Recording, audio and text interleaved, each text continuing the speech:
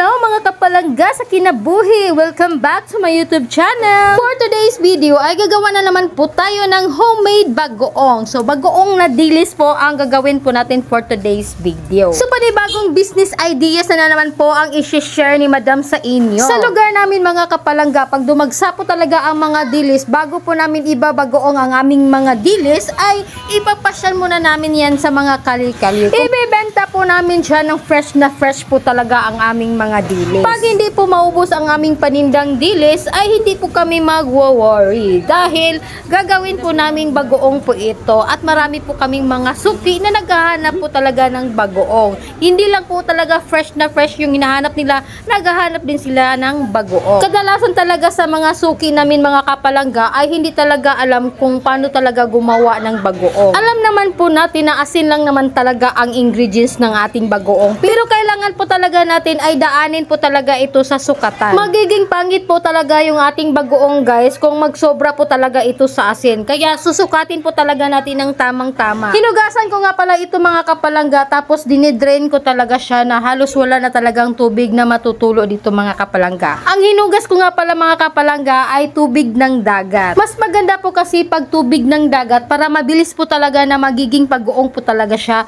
at pwede na siyang makain. So ayan na mga kapalangga, umabot pala siya ng 25 cups yung natira naming dilis. So ngayon, maglalagay na po ako dito ng salt mga kapalangga. So ang sukat nga pala sa ating salt mga kapalangga ay 7:2 po talaga ang ratio nito. So bali sa 7 cups po talaga ng dilis mga kapalangga ay ang katumbas po ng salt po dito mga kapalangga ay 2 cups po talaga mga kapalangga. At dahil umabot po siya ng 25 cups na dilis mga kapalangga, ang katumbas po dito ng salt mga kapalangga ay 7. So 7 cups po talaga na salt ang nilagay ko po dito mga kapalangga at dinawit ko po talaga yung aming personal na asin mga kapalangga. Nagkulang po talaga yung asin na binili ko. At pagkatapos mong maihalo ang dalawang ingredients ay hahaluin nyo na po ito ng maigi. Kailangan po talaga halong-halo po talaga yung ating asin at saka dilis para mag-combine po talaga sila eventually. Alam nyo ba mga kapalangga, itong bagoong po talaga mga kapalangga, ito talaga ang pinaka the best appetizer po talaga ng lahat.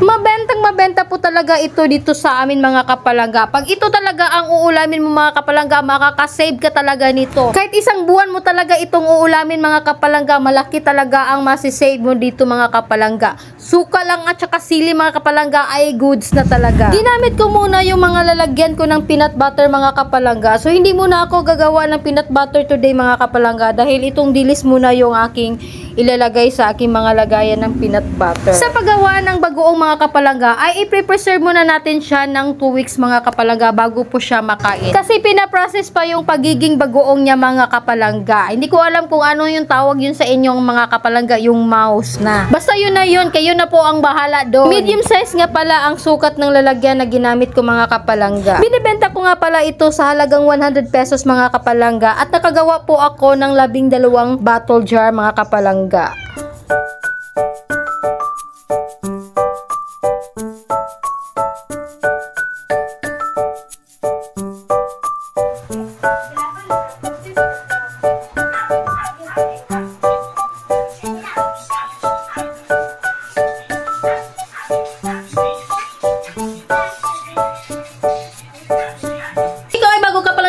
Huwag niyo pong kalimutan na magpindutin ang subscribe button, hit notification bell para lagi po kayong updated sa mga videos na aking i-upload.